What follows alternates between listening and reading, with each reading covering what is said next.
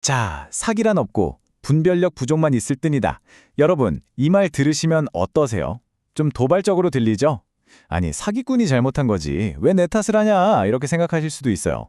근데 이 문장 안에 어쩌면 우리가 계속 놓치고 있던 어떤 중요한 진실이 숨어 있을지도 모릅니다. 오늘 바로 그 의미를 한번 제대로 파헤쳐 보겠습니다.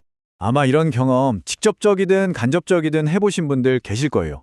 정말 억울하게 사기를 당했어요. 너무 고통스러운데 주변에서는 너도 잘못한 거 아니냐 이런 소리를 하고 심지어는 그냥 용서하라고까지 합니다. 이게 과연 맞는 걸까요? 정말 답답한 상황이죠. 특히 여기에 법적인 문제까지 얽히게 되면 상황은 정말 더 복잡해지죠. 누구 잘못이냐? 어디서부터 꼬인 거냐? 이걸 따지기 시작하면 정말 끝도 없습니다. 그래서요, 바로 이 지점에서 우리는 관점을 한번 싹 바꿔볼 필요가 있습니다. 네, 바로 이거예요. 관점의 전환이라는 게 뭐냐면 단순히 누구 탓이냐, 이 비난의 문제를 넘어서는 겁니다.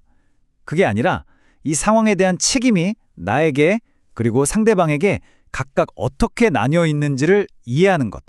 이게 바로 핵심입니다.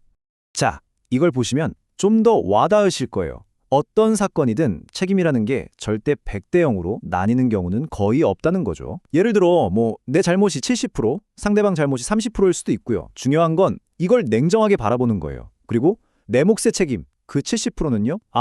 이건 정말 값비싼 수업료를 낸 배움이다. 이렇게 생각하고 나머지 상대방 몫의 30%는 그건 그 사람이 확실하게 지도록 만들어야죠. 자, 이렇게 책임을 딱 나누고 나니까 그 다음으로 자연스럽게 떠오르는 단어가 있죠. 바로 용서입니다. 우리는 어릴 때부터 용서는 아름다운 거다, 미덕이다 이렇게 배워왔잖아요. 근데요, 그 믿음이 과연 항상 어떤 상황에서든 옳은 걸까요? 정말 근본적인 질문을 한번 던져보죠. 상대방은 전혀 미안해하지 않아요. 자기가 뭘 잘못했는지도 몰라요. 그런데 그런 사람을 우리가 먼저 용서해야 할까요? 이게 과연 맞는 일일까요? 보통 세상에서는 그렇죠. 용서는 미덕이다. 그냥 잊어버려라. 이렇게 무조건적인 용서를 강요하는 분위기가 좀 있어요. 하지만 여기 자연의 윤리라는 다른 관점이 있습니다. 뭐냐면 진심으로 뉘우치지 않는 사람을 용서하는 건 이건 용서가 아니라는 거예요. 오히려 자연의 질서, 어떤 이치에 어긋나는 행동일 수 있다는 거죠. 이 문장이 정말 핵심을 꿰뚫고 있어요. 사람은 사람을 용서할 자격이 없다. 왜냐? 만약 자기 실수를 전혀 모르는 사람을 그냥 용서해 주잖아요? 그럼 당신은 반드시 또 뒤통수를 맞게 될 거라는 겁니다. 이렇게 잘못된 용서는 문제를 해결하는 게 아니에요. 그냥 똑같은 일을 또 겪게 만드는 지름길일 뿐이죠. 그래서 진짜 용서의 첫 번째 조건은 상대방이 진심으로 자기 잘못을 알고 있느냐. 바로 이겁니다. 자, 이제부터가 어쩌면 오늘 이야기에서 가장 중요한 생각의 대전환이 시작되는 지점입니다. 나한테 접근하는 그 사기꾼 혹은 뭔가 좀 의심스러운 제안들, 이걸 그냥 나를 해치려는 적으로만 볼 게 아니라는 거예요. 오히려 내 인생에 어떤 변화가 필요하다는 걸 알려주는 신호로 바라볼 수 있다는 거죠. 생각해보세요.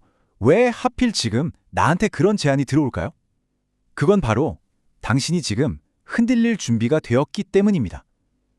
내 삶에 뭔가 변화가 필요하거나 이제 좀 새로운 방향으로 가야 할 때가 됐는데 라고 생각하고 있을 바로 그 타이밍에 이런 제안들이 찾아온다는 거예요.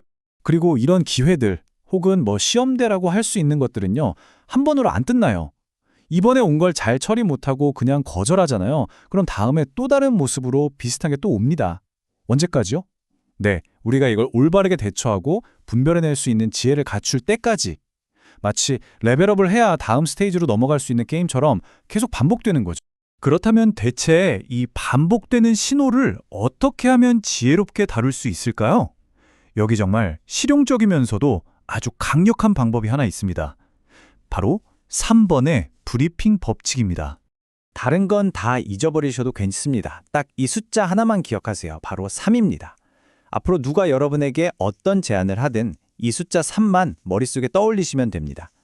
이게 바로 여러분의 분별력을 깨우는 마법의 열쇠가 될 거예요. 방법은 아주 간단해요. 어떤 제안이 들어오든 무조건 최소 3번에 걸쳐서 듣는 겁니다.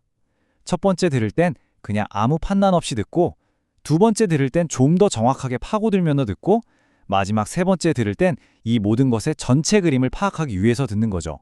자, 첫 번째 단계가 제일 중요할 수 있어요. 처음 설명을 들을 때 절대로 어떤 판단도 하면 안 됩니다. 이거 좋은데? 에이, 저건 별로네. 이런 생각 자체를 하지 마세요. 심지어 가까운 사람한테 나 이런 얘기 들었는데 하고 말하지도 마세요.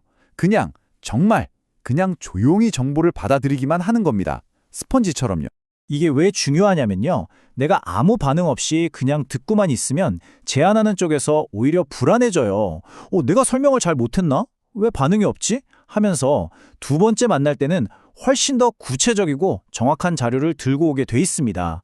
바로 이 과정에서 처음엔 절대 보이지 않던 디테일이나 말의 앞뒤가 안 맞는 모순점 같은 것들이 슬슬 드러나기 시작하는 거죠. 대부분의 사람들이 바로 여기서 실수를 해요. 한두 번 들어보고 이거다 하거나 이건 아니네 하고 성급하게 결론을 내려버리죠. 근데 한번 생각해 보세요. 전체 정보의 30%만 가지고 아니면 60%만 가지고 내리는 판단이 그게 맞을 수가 있을까요? 퍼즐 조각을 30%만 맞춰놓고 전체 그림을 맞췄다고 하는 거랑 똑같아요. 반드시 실패할 수밖에 없는 구조입니다. 그런데요, 이 법칙의 정말 놀라운 점이 바로 이겁니다. 이렇게 3번의 브리핑을 거쳐서 정보가 100%다 채워지잖아요. 그러면 굳이 머리 싸매고 계산기를 두드리지 않아도 돼요. 신기하게도 답이 그냥 저절로 나옵니다. 내 안에 그 분별력이라는 게 이건 가야겠다 또는 이건 뭔가 되게 찝찝한데 하는 아주 명확한 신호를 보내주거든요. 결국 이 모든 과정이 의미하는 건 뭘까요? 바로 우리가 더 이상 속수무책으로 당하는 피해자가 아니라 이 상황을 주도적으로 이끌고 분별해서 결정하는 주체로 거듭나는 과정이라는 겁니다. 자, 이 말은 좀 강하게 들릴 수 있어요. 사기당했다는 소리 좀 하지 마. 그런 바보 같은 소리. 하지만 이건 우리를 비난하려는 게 아니에요.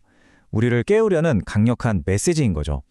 사기당했다는 그 말 한마디에 자기 자신을 무력한 피해자라는 틀 안에 가둬두지 말라는 겁니다. 이 두 가지 관점의 차이가 모든 걸 말해줍니다. 왼쪽처럼 나는 누군가에게 사기를 당했다고 생각하면 나는 영원히 피해자일 뿐이에요. 하지만 오른쪽처럼 이건 내 분별력이 부족해서 일어난 사건이다 라고 책임을 나에게로 가져오는 순간 우리는 과거에 발목 잡히는 대신 이 경험을 딛고 성장할 수 있는 엄청난 힘을 얻게 됩니다. 그래서 오늘 제가 여러분께 전달하고 싶은 최종 메시지는 바로 이겁니다. 사실 세상에 나를 노리는 사기라는 고정된 실체는 없는 걸지도 모릅니다. 단지 모든 상황을 제대로 꿰뚫어 볼 수 있는 나의 분별력이 있느냐 없느냐 그 차이만 있을 뿐이라는 거죠. 자, 이제 이 질문을 여러분께 던지면서 마무리하려고 합니다. 앞으로 여러분의 삶에 찾아올 수많은 제안들, 또 새로운 기회들 앞에서 이제 여러분은 어떤 태도로 그리고 어떤 방법으로 그것들을 마주하시겠습니까?